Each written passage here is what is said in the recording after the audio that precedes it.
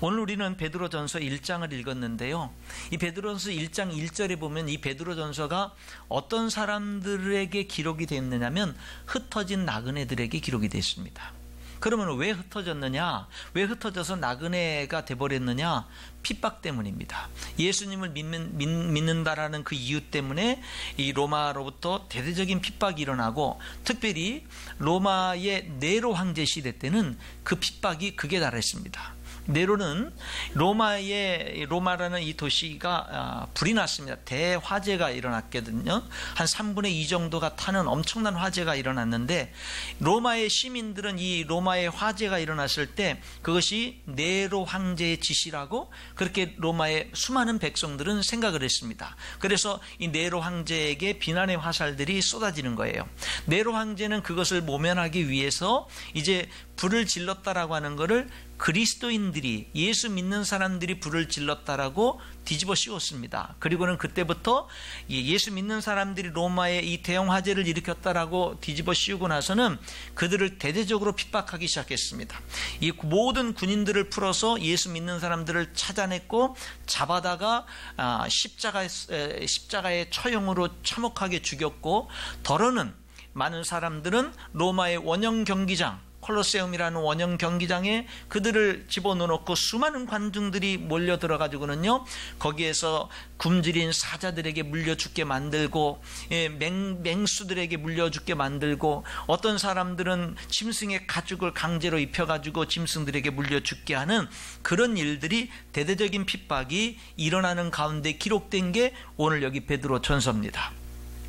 이 네로 황제의 핍박 때 사도 바울도 그때 순교를 당했다고 기록이 되고, 그리고 베드로조차도 그 네로 황제의 핍박 때 죽은 것으로, 순교를 당한 것으로 그렇게 알려지고 있습니다. 여러분, 그러니까 이 베드로전서가 기록된 거는 그 네로 황제의 핍박 바로 직전이나 핍박 중간 이 시기에 기록된 것으로 그렇게 알려지고 있습니다.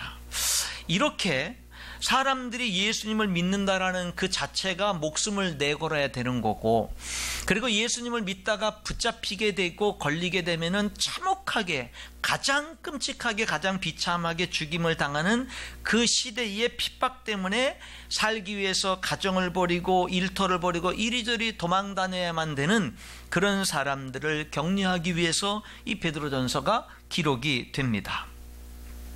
여러분, 1절 2절에는 인사를 하는 거죠. 너희들에게 하나님의 은혜와 평강이 있길 바란다 해놓고 나서 이제 본격적으로 그들을 격려하는 말을 시작하는데, 여기 베드로전서 1장 3절에 보면 제일 첫 마디가 뭔 줄 아세요? 하나님을 찬송한다, 이 얘기입니다. 여러분, 이 본문의 역사적인 상황을 보면 찬송할 수 있는 상황이 아닙니다.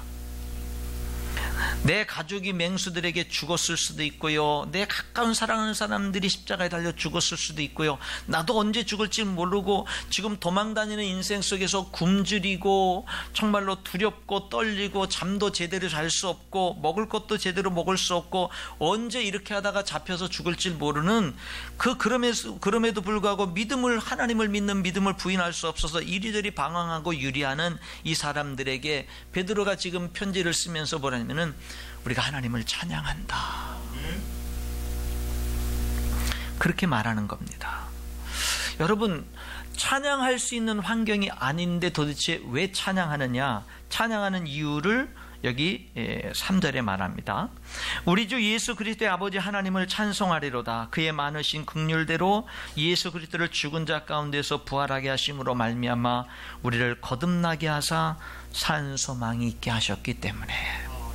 왜 찬양한다라고 하느냐면은 지금 현실은 핍박과 환난과 박해가 그냥 막 쏟아지고 있지만 왜 찬양하냐면 하나님이요 우리를 거듭나게 하셨어요. 그래서 우리들에게 산 소망을 주셨어요. 지금은 비록 환난과 핍박이 있지만 하나님이요 예수님이 나를 대신해서 죽게 하시고 부활하시게 하게 하심으로 말미암아서 그 예수님을 믿는 우리에게 뭐를 주셨냐면 거듭남이라고 하는 축복을 주셨어요. 그 거듭남을 통해서 우리로 하여금 산 소망이 있는 인생이 되게끔 만들어 주셨기 때문에 현실은 비록 지금 어렵고 힘들어도 우리 하나님을 찬양하자 이렇게 말하고 있는 겁니다. 그렇다면 여러분, 거듭남이라는 게 도대체 뭐길래? 거듭남이라는 게 도대체 뭐길래 그 핍박 속에서도 하나님을 찬양할 수 있게 만드냐 이 말입니다. 거듭남이라는 게 도대체 뭐길래 그 환난 속에서도 산 소망이 있게끔 사람들을 만드냐 이 말입니다. 국어사전에 보니까 거듭남이라는 이 단어를 이렇게 했어요. 원죄로 죽었던 영이 예수님을 믿어 영적으로 다시 태어나 새 사람이 되는 것, 이렇게 정의했어요. 여러분, 이 헬라어가 기록된 헬라어로 거듭남이라고 하는 뜻은 위로부터 태어난다, 그런 뜻이에요. 거듭남이라는 우리나라 말 그 자체는 2번 태어난다는 뜻입니다. 다시 새롭게 태어난다는 뜻이에요. 그러니까 그 말을 한마디로 종합해보면 거듭남이란 이겁니다. 하나님의 자녀로 태어난다. 우리는 엄마 뱃속에서 모태를 통해서 우리가 이 세상에 육신의 생명이 태어났다면 우리들의 영혼이 하나님의 자녀로 한 번 더 태어나는 거, 이게 거듭남이에요. 그 거듭남을 위해서 예수님이 우리를 위해서 대신 죽으셨고 부활하신 겁니다. 요한복음 1장 12절에 예수님을 영접하는 자, 곧 그 이름을 믿는 자들에게는 하나님의 자녀가 되는 권세를 주셨다고 말합니다.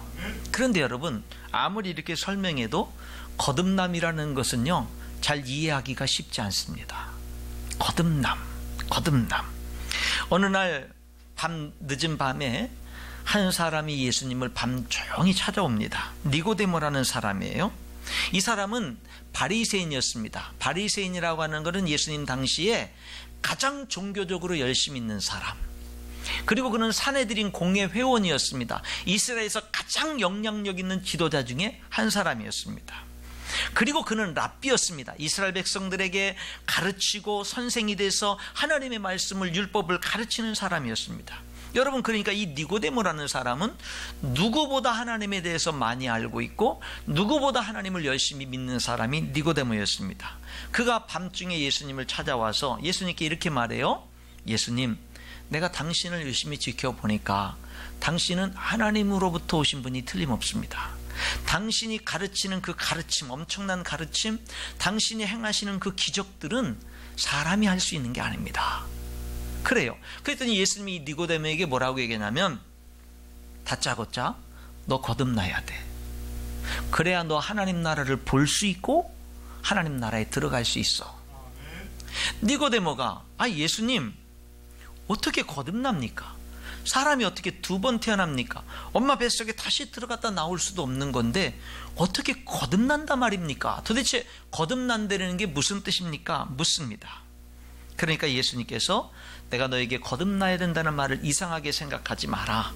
사람이 물과 성령으로 나지 않으면 하나님 나라에 들어갈 수 없다. 물이 뭘까? 신학자들은 물이 뭘까를 성경을 찾으면서 어떤 신학자들은 물은 하나님의 말씀이다 그래요. 그리고 어떤 분들은 그 앞부분의 문맥들을 쭉 보면서 침례 요한의 물침례, 회개 물침례를 통해서 물이라고 하는 것은 바로 회개를 뜻하는 거다.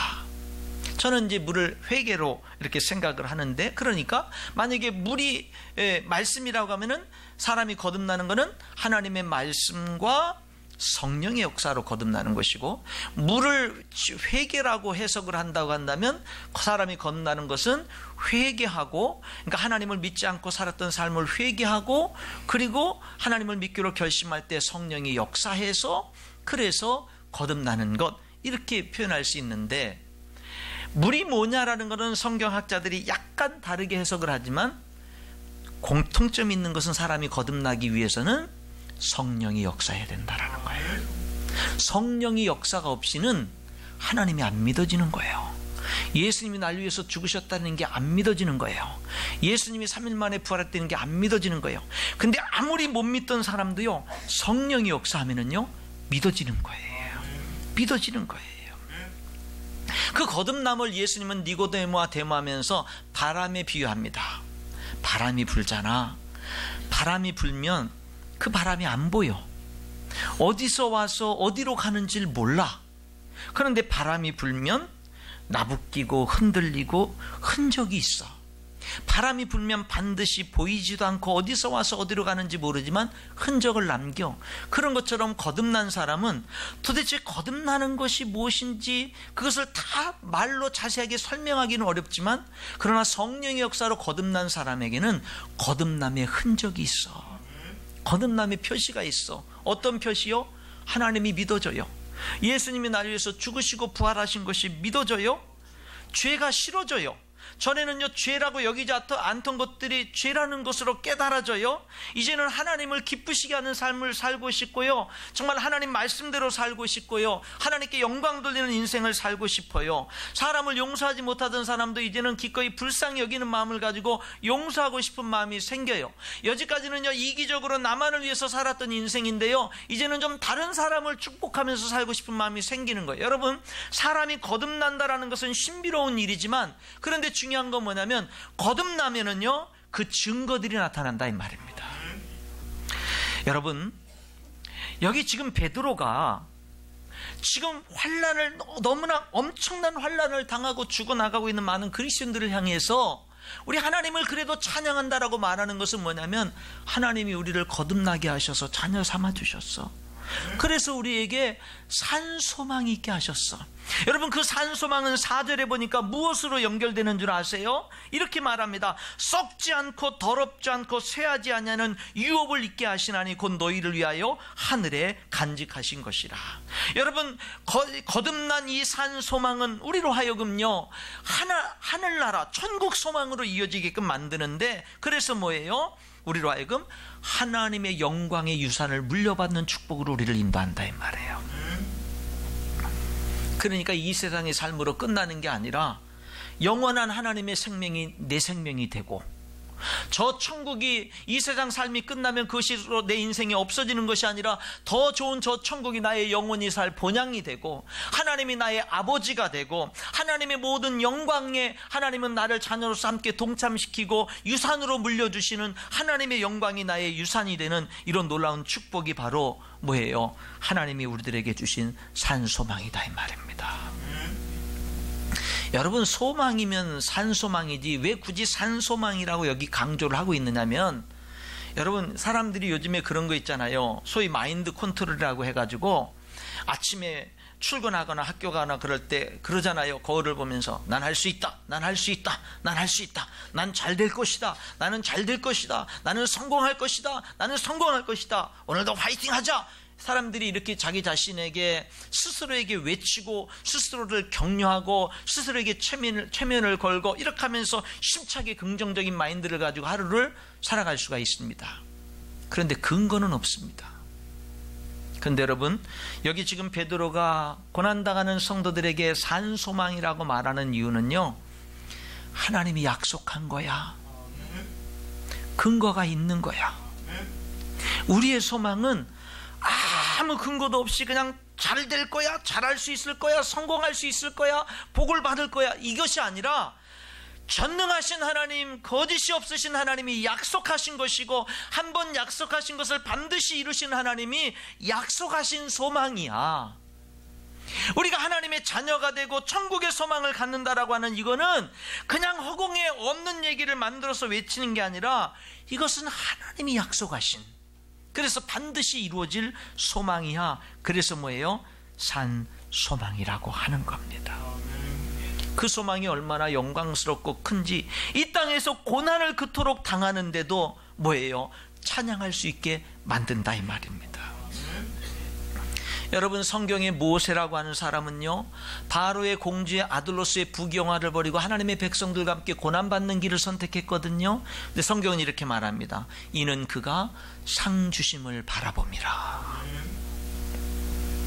다니엘은 모든 것을 다 잃고 사자굴에 던져질 그런 위기 속에서도 변함없이 예루살렘을 향해서 창문을 열어놓고 하루 3번 하나님께 기도하며 감사했다고 고백을 합니다.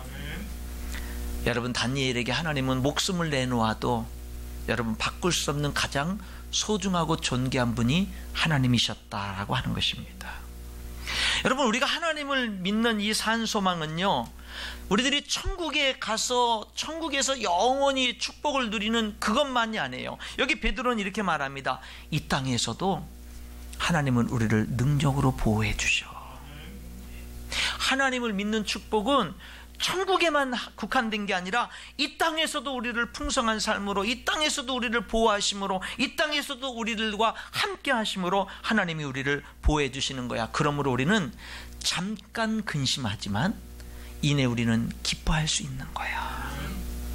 환난과 핍박과 고난 속에서 잠깐 우리들이 그것 때문에 우리들이 근심할 수는 있지만, 그러나 이내 우리들은 돌아서서 정말로 기뻐할 수 있고 찬양할 수 있는 사람들이 우리 하나님을 믿는 사람들이야. 그렇게 이야기하고 있는 겁니다. 하나님은 우리들에게 산소망을 주시고 엄청난 축복을 주십니다. 하나님의 유업을 물려주시고 이 땅에서도 능력으로 보호해 주셔요. 근데 여러분, 하나님이 우리에게 요구하는 게 있어요. 하나님의 자녀 삼기 위해서, 이 땅에서 우리를 보호해 주기 위해서, 정말 축복을 주기 위해서 하나님이 우리에게 요구하는 게 뭔지 아세요? 믿음을 요구해요. 하나님을 믿을 것을 요구해요. 믿음으로 구원받아요. 영접하는 자, 곧 그 이름을 믿는 자들에게는 하나님의 자녀가 되는 권세를 주셨으니, 믿음으로 구원받고 하나님의 자녀가 되고요, 믿음으로 보호함을 입어요. 여기 오늘 본문에도 5절에 보니까 뭐라 그러냐면 이렇게 말해요.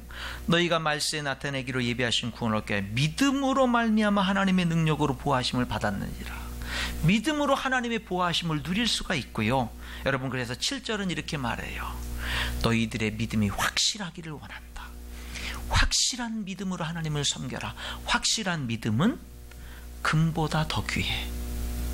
확실한 믿음은 금보다 더 귀한 거야. 이렇게 말해요. 저는 여러분 오늘 이제 설교 말씀을 마치려고 하는데 두 가지 이야기를 하고 설교를 마치겠습니다. 필립 얀시라고 하는 분이 쓴 책 가운데 하나님 이럴 수가 있습니까? 라는 책이 있어요. 제가 설교 준비를 위해서 그 책을 읽으면서 그 안에 두 가지 이야기를 여러분들에게 소개하려고 합니다. 하나는 필립 얀시의 친구인 리차드라고 하는 하나님에 대해서 회의주의적인 생각을 가진 친구와의 대화 이야기입니다. 이 친구는 하나님을 믿을 수가 없었어요. 그래서 그 인생이 자꾸자꾸 하나님에게서 멀어져 갔고 분노하면서 인생을 살았습니다. 전도하다가 못했어요. 그리고 헤어지고 5년 만에 다시 만났습니다. 5년 만에 다시 만난 이 친구의 모습은 하나님을 부인하면서도 하나님을 내 마음속에서 완전히 밀어내진 못한 상태, 하나님이 계시지 않는다는 사실로 살아가는 그 인생이 자꾸 자기의 삶을 아프게 만들었고, 마치 하나님을 부인하고 살아가는 삶을 이 친구는 어떻게 느꼈느냐면 팔이 떨어져 나가서 그 이 팔이 없는 것과 같은 그 허전한 느낌, 뭔가 하나님을 부인하고 살아가는 그 인생이 내 오른팔이 떨어져 나가서 뭔가 허전한 느낌, 이런 느낌을 지울 수가 없었다라고 말합니다. 그 친구가 이제 이 얀시에게 말합니다. 우리는 서로 많은 책을 함께 읽었고 함께 토론했고 많은 부분에 함께 동의했고 느낌도 일치했는데, 그리고 당신은 내 의심과 실망을 이해해 주는데, 근데 왜 당신은 하나님이 믿어지는데 나는 안 믿어지느냐? 그 질문을 받은 필립 얀시가 이렇게 말을 합니다. 내 마음은 그 친구의 질문에 가능한 대답을 찾느라고 분주했다. 하나님의 존재를 증명할 많은 증거들을 친구에게 말할 수도 있었다. 창조의 신비에 대해서, 예수님의 이야기에 대해서, 부활의 증거에 대해서, 수많은 성인들의 일생에 대해서 나는 그 친구에게 이야기해 줄 수 있었다. 그러나 내 친구는 그런 식의 대답에 식상해 있었다. 나는 그것을 알고 있었다. 그래서 이 얀시는 자기가 하나님을 믿게 된 자기의 경험을 들려줍니다. 이 얀시가요, 성경대학을 다녔습니다. 오늘날로 말하면 신학교를 다녔어요. 근데 신학교는 다니는데 하나님에 대해서 회의주의적인 그 생각을 가진 신학생, 의심이 너무 많고 자꾸 점점 더 신학교를 다니고 공부는 하지만 회의주의자가 점점 더 되어져 가고 있는 상황. 겉으로는 믿는 척하며 거룩한 행동을 보이면서 근근히 살아가고, 간증을 해야만 되는 시간에 나름대로 간증을 하면서 그럴듯한 간증도 하고, 또 정기적인 기도 모임에 참석해야 되기 때문에 참석을 했지만, 그러나 돌아가면서 소그룹에서 기도할 때 도저히 기도까지는 할 수 없어서 기도는 안 하고, 그럼 친구들은 이해해줘서 자기를 건너뛰고 이렇게 하면서 하던, 그렇게 생활이 반복되던 어느 날이었는데, 기도 모임에 참석했는데요, 그날에는 자기 순서가, 돌아가면서 기도할 때 자기 순서가 되니까 갑자기 기도가 나오더래요. 한 번도 기도해 본 적이 없는데 그날은 기도가 나왔습니다. 큰 소리로. 근데 여러분, 이렇게 기도했대요. 하나님, 여기 있는 우리 친구들은 남부 캐롤라이나의 10,000명의 대학생들을 위해서, 그들의 영혼 구원을 위해서 걱정하면서 기도합니다. 그러나 하나님, 나는 그들이 몽땅 지옥에 가든 말든 관심이 없다라는 것을 하나님은 아실 겁니다. 하나님, 사실 저는요, 제가 지옥에 간다 하더라도 상관이 없습니다. 그렇게 친구들이 듣는 데서 기도를 했습니다. 그러면서 기도를 계속 소리치면서 했습니다. 선한 사마리아인, 그 성경에 나오는 선한 사마리아인의 이야기를 하면서, 하나님, 우리 성경대학 학생들은, 이 성경대학 학생들 같은 사람의 유형의 사람들은 믿지 않는 다른 대학 학생들을 마치 사마리아인이 강도를 만나서 두들겨 맞고 피투성이가 돼서 구덩이에 던져진 그런 유대인을 보듯이 그렇게 합니다. 그러나 하나님, 나는 그들에게 관심이 없습니다. 나는 그들이 불쌍하다는 생각, 그 비슷한 생각도 해본 적이 없습니다. 그렇게 계속 기도를 했습니다. 그런데 그렇게 기도하는 순간, 그 이야기를 하는 순간 갑자기 그 사마리아인의 이야기가 새롭게 이 얀 씨에게 보여집니다. 갑자기 그 사마리아, 그 강도 만나서 죽어가는 사람에게 은혜를 베푼 사마리아 사람의 얼굴이 갑자기 예수님의 얼굴로 보이는 겁니다. 그리고 강도 만나서 매맞고 피투성이게 돼서 죽어가는 그 한 유대인의 모습을, 얼굴을 자세히 보니까 자기 얼굴인 겁니다. 기도하는데, 그렇게 기도하는 그 순간에, 소리치며 기도하는 그 순간에 갑자기 그런 환상이, 그런 영상이 자기 눈에 보이는 겁니다. 그리고 예수님께서요, 피가 흐르는 자기의 피를 닦아주고 상처를 싸매주고 있는 그런 모습이 보입니다. 예수님을 향해서 얼굴에 침을 뱉는 자기의 모습도 보입니다. 그는요, 더 이상 기도할 수가 없었습니다. 그래서 기도의 자리를 박차고 뛰어 나갔습니다. 그가 친구에게, 이 필립 얀 씨가 친구에게 얘기하는 거예요. 나는 아직도 그날의 경험에 대해서 뚜렷하게 파악을 하지 못하고 있어. 무슨 의미인지도, 어떤 상황이었는지도 확인할 수가 없어. 그런데 그날 이후로 나에게 달라진 것이 있어. 우쭐대던 태도가 사라졌고, 나 자신에 대한 새로운 눈을 갖게 됐고, 보이지 않던 세계에 대한 첫발을 내디뎠고, 그날 밤에 보이지 않는 세계를 볼 수 있는 믿음의 시력을 내가 갖게 됐고, 그날 이후로 나에게는 모든 것들이 다르게 보이기 시작했어. 이 얀 씨는요, 그 글을 쓰면서 이렇게 질문을 던집니다. 우리는 하나님이 계신 것처럼 살 것인가, 안 계신 것처럼 살 것인가? 이 질문에 대한 대답은 정확히 믿음에 의존한다. 믿음에 의존한다. 이렇게 말합니다.